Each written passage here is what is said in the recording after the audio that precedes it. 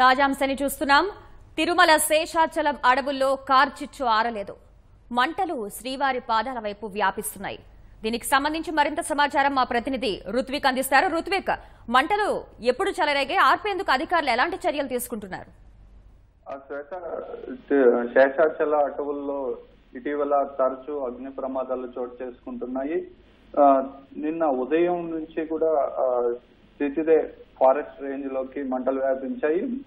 మన బాకరాపేట రేంజ్ చామల అడవుల్లో గత 2 రోజులకు ముందు మంటలు వ్యాపించినట్టుగా అధికారులు చెబుతున్నారు. అక్కడి నుంచి కూడా రిజర్వ్ ఫారెస్ట్ నుంచి కూడా తిరుమల తిరుపతి దేవస్థానం పరిధిలో ఉన్న అటవీ ప్రాంతంలోకి నిన్న ఉదయం మంటలు వ్యాపించినట్టుగా గుర్తించిన తితిదే అధికారులు మంటలను ఆర్పేందుకు తీవ్రంగా శ్రమించారు.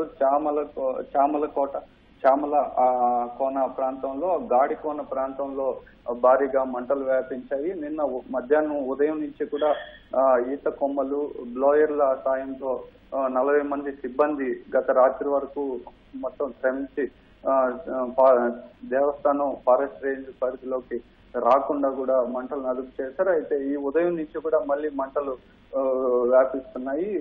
శ్రీవారి పాదాల వైపుగా ఇక్కడ పాదాల నారాయణగిరి ప్రాంతంలో శ్రీవారి పాదాలు ఉన్నాయి. ఈ ప్రాంతం వరకు కూడా చామల కోన అటవీ ప్రాంతం నుంచి కూడా శ్రీవారి పాదాల వైపు కూడా మంటలు వ్యాపిస్తున్నాయి.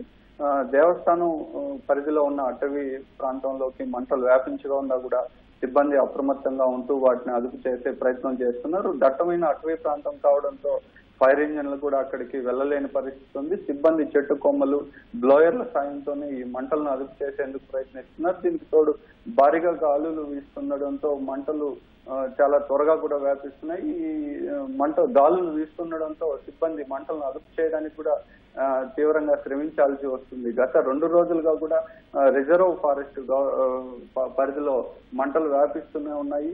ఇటీవల కాలంలో తరచూ అగ్ని ప్రమాదాలు చోటు చేసుకుంటూ శేషాచల అటవీ ప్రాంతంలో ఉన్న విలువైన అటవీ సంపద మొత్తం కూడా అగ్నికి ఆహుతవుతుంది.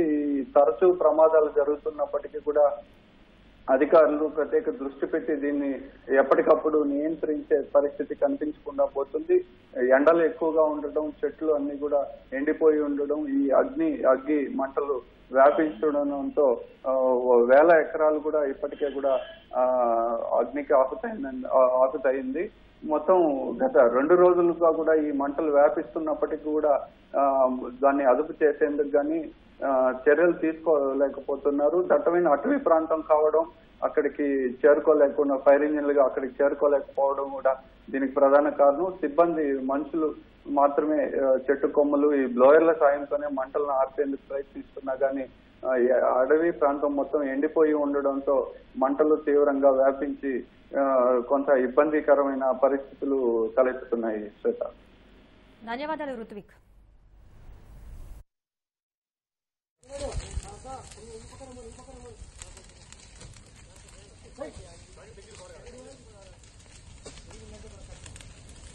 తగ్గినప్పుడు